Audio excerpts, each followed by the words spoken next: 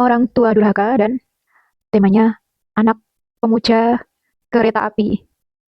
Tanpa tutorial, tanpa diarahkan tahapan-tahapannya, seorang anak usia sekitar 7 tahun sudah bisa menggambar secara detail ini atapnya ya, atau biasa disebut peron stasiun kereta api. Di sini ada lokomotifnya, mesin-mesinnya, rodanya, lalu ini tempat untuk naik masinisnya ini ya menuju ke sini ini. Bahkan sampai detail logo KAI ini pun dia juga sudah sangat hafal gitu ya. Jadi A-nya itu ada garis seperti ini, tidak garis datar itu tidak, tapi ada dua garis seperti ini. Dan ini gerbongnya, relnya, bahkan dia pernah bertanya spesifik roda kereta api itu bentuknya tidak apa ya, tidak simetris atau tidak rata gitu ya. Ya intinya bentuknya berbeda mah begitu ya. Bahkan tempat duduknya pun dia sudah menggambar ada tempat duduk yang ada sandarannya dan ini ada tempat duduk yang terbuat dari besi dan ditanam. Lalu bentuknya seperti ini ya. Dan ini topi topi masinis begitu ya mungkin ya ini. Orang tuanya sangat bersyukur sekali ya.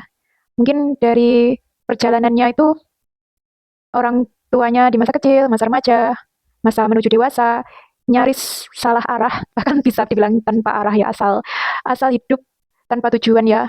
Dan si orang tuanya itu berharap anaknya baik-baik saja.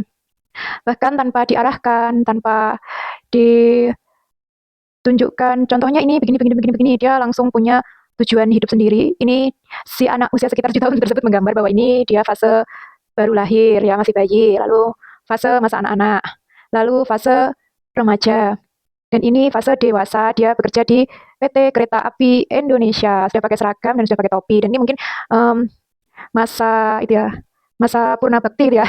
Lalu ini mungkin mobil mobil cita-cita ingin dia beli ya.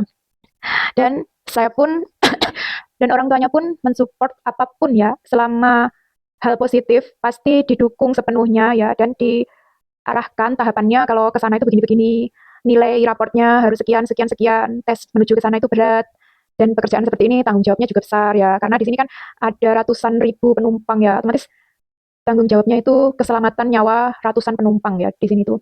Tentunya seleksinya sangat ketat sekali, bahkan ya kalaupun dia sampai di fase misalkan berubah keinginannya menjadi hal yang lain selama itu positif, orang tuanya juga akan tetap mendukung.